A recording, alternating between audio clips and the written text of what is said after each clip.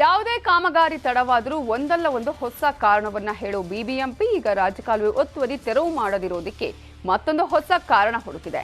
ಈಗ ಬಿಬಿಎಂಪಿ ಕೊಡುವ ಆ ನೆಪ ಏನ್ ಗೊತ್ತಾ ನೋಡಿ. ರಾಜಕಾಲುವೆ ಒತ್ತುವರಿ ತೆರವಿಗೆ ಎಲೆಕ್ಷನ್ ಬ್ರೇಕ್, ನೀತಿ ಸಂಹಿತೆ, ಸಿಬ್ಬಂದಿಗಳ ಕೊರತೆ, ಫುಲ್ ರಿಲ್ಯಾಕ್ಸ್.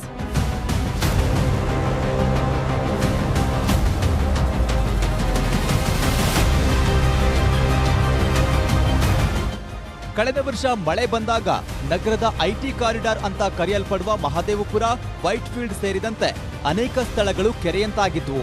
ಒತ್ತುವರಿ ಆಗಿರೋದ್ರಿಂದಲೇ ಈ ಪರಿಸ್ಥಿತಿ ಬಂದಿದೆ ಅಂತ ಬಿಬಿಎಂಪಿ ಹಾಗೂ ಕಂದಾಯ ಇಲಾಖೆ ಕೆಲವು ಸ್ಥಳಗಳಲ್ಲಿ ಒತ್ತುವರಿ ತೆರವು ಮಾಡಿತ್ತು. ತೆರವು ಆರಂಭಿಸಿ ಕೆಲವೇ ದಿನಗಳಲ್ಲಿ ಒತ್ತುವರಿಗೆ ಬ್ರೇಕ್ ಬಿದ್ದಿತ್ತು. ಇದೀಗ ನಿನ್ನೆ ಮೊನ್ನೆ ಬಂದ ಸಾಧಾರಣ ಮಳೆಗೂ ಮತ್ತೊಮ್ಮೆ ಅಲ್ಲಿನ ಪ್ರದೇಶಗಳಲ್ಲಿ ನೀರು ನಿಂತು ಮತ್ತೊಂದು ಪ್ರವಾಹದ ಮುನ್ಸೂಚನೆ ಕೊಟ್ಟಿದೆ. ಇದಕ್ಕೂ ಒತ್ತುವರಿಯೇ ಕಾರಣ ಅಂತ ಗೊತ್ತಿದ್ರೂ ತೆರವು ಮಾಡದೇ ಇರೋದಕ್ಕೆ ಪಾಲಿಕೆ ಹೊಸ ಕಾರಣ ಕೊಡ್ತಿದೆ.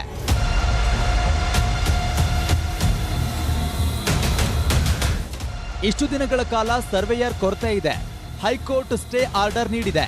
ಕಂದಾಯ ಇಲಾಖೆಯಿಂದ ಅನುಮತಿ ಸಿಕ್ಕಿಲ್ಲ. ಪ್ರಾಪರ್ಟಿ ಖಾಲಿ ಮಾಡೋದಕ್ಕೆ ನೋಟಿಸ್ ನೀಡಲಾಗಿದೆ. ಹೀಗೆ 108 ನೆಪ ಹೇಳ್ತಿದ್ದ ಬಿಬಿಎಂಪಿ ಈಗ ಚುನಾವಣೆ ಹಿನ್ನೆಲೆ ನೀತಿ ಸಂಹಿತೆ ಜಾರಿಯಲ್ಲಿದೆ. ರಾಜಕಾಲುವೆ ಒತ್ತುವರಿ ತೆರವು ಕಾರ್ಯಾಚರಣೆ ಸಾಧ್ಯವಿಲ್ಲ ಅಂತಿದೆ. ಮನೆ ಹಾಗೂ ಅಂಗಡಿಗಳನ್ನು ಖಾಲಿ ಮಾಡಿಸಿದ್ರೆ ಮತದಾರರಿಗೆ ಕಷ್ಟವಾಗುತ್ತೆ. ಅವರ ವೋಟರ್ ಐಡಿ ಕೂಡ ಬದಲಾಯಿಸಲು ಸಮಯ ಸಿಗಲ್ಲ. ಈ ಕಾರಣದಿಂದ 40 ದಿನಗಳ ಕಾಲ ತೆರವಿಲ್ಲ ಅನ್ನೋದು ಪಾಲಿಕೆಯ ಮಾತು. ನಾವು ರಾಜಕಾಲುವೆ ಮೇಲೆ ಎಲ್ಲಿ ಸ್ಟೇ ಇದೆ ಅದು ತಗೊಳ್ಳಲ್ಲ. ನಂಬರ್ 2, ಯಾರ್ದು ಮನೆ ಇತ್ಯಾದಿ ಅದರ ಮೇಲೆ ಇದೆ ಮತ್ತು ನಮ್ಮದು ಕ್ಲಿಯರ್ ಬೌಂಡ್ರಿ ಇದೆ, ಬಫರ್ನಲ್ಲಿ ಇದ್ದಾರೆ, ಅವರು ಟಚ್ ಮಾಡಲಿಕ್ಕೆ ಆಗಲ್ಲ. ಬಿಕಾಸ್ ಅವರು ಮನೆ ಹೊಡೆದರೆ ಅವರು ವಾಸ ಚೇಂಜ್ ಆಗಿಬಿಡುತ್ತೆ. ರೈಟ್ ನಾವು shifting of voters is not allowed. 30-40 days ನಾವು ಹೊಡೆದರೆ ಅವ್ರಿಗೆ ವಾಸ ಚೇಂಜ್ ಆಗಲಿಕ್ಕೆ ಪ್ರಮೇಯ ಬರುತ್ತದೆ. ಹೀಗಾಗಿ ಅದನ್ನು ಒಂಥರ ಮಾಡಬಾರ್ದು ಅಂತ ನಿಷಿದ್ಧತೆ ಇದೆ. 2 ತಿಂಗಳಲ್ಲಿ ಮಳೆಗಾಲ ಆರಂಭವಾಗಲಿದೆ. ಇದರ ನಡುವೆ ಆಗಾಗ್ಗೆ ನಗರದಲ್ಲಿ ಮಳೆಯೂ ಆಗುತ್ತಿದೆ. ಈಗಾಗಲೇ ಮೊನ್ನೆ ಸುರಿದಿರುವ ಮಳೆಗೆ ರಸ್ತೆಗಳು ಜಲಾವೃತ ಆಗಿದ್ವು. ಮೆಟ್ರೋ ಸ್ಟೇಷನ್ ಕೂಡ ನೀರಿನಿಂದ ಭರ್ತಿಯಾಗಿತ್ತು. ಇನ್ಮುಂದೆ ಜನರು ರಸ್ತೆಯಲ್ಲೇ ಬೋಟ್ ಬಳಸೋ ಅನಿವಾರ್ಯತೆ ಎದುರಾದ್ರೂ ಅಚ್ಚರಿಯಿಲ್ಲ. ಆಶಿಕ್ ಮುಲ್ಕಿ, ನ್ಯೂಸ್ 18, ಬೆಂಗಳೂರು. ಬೆಂಗಳೂರಿನ ನಗರದ ಶಕ್ತಿ ಕೇಂದ್ರ ವಿಧಾನಸೌಧ ಬಳಿಕ ಹಸಿರು ಕಳಶದಂತೆ ಇರೋದು ಕಬ್ಬನ್ ಪಾರ್ಕ್. ವಾಯುವಿಹಾರಿಗಳ ಪಾಲಿಗೆ ಸ್ವರ್ಗ ಅನ್ಬಹುದು. ಆದರೆ ಇತ್ತೀಚಿನ ದಿನಗಳಲ್ಲಿ ಕಬ್ಬನ್ ಪಾರ್ಕ್ನಲ್ಲಿ ಅಸಭ್ಯ ವರ್ತನೆ ನಡೀತಾ ಇದೆ ಅನ್ನುವಂತಹ ಆರೋಪವೂ ಕೂಡ ಕೇಳಿ ಬರ್ತಾ ಇದೆ.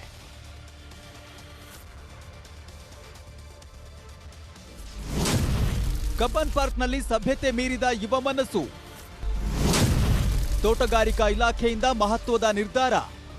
ಸಿಲಿಕಾನ್ ಸಿಟಿಯಲ್ಲಿ ಹಚ್ಚ ಹಸಿರಿನ ಹೊದಿಕೆಯಿಂದ ತಂಗಾಳಿ ಬೀಸುವ ಜಾಗ ಅಂದ್ರೆ ಅದು ಕಬ್ಬನ್ ಪಾರ್ಕ್.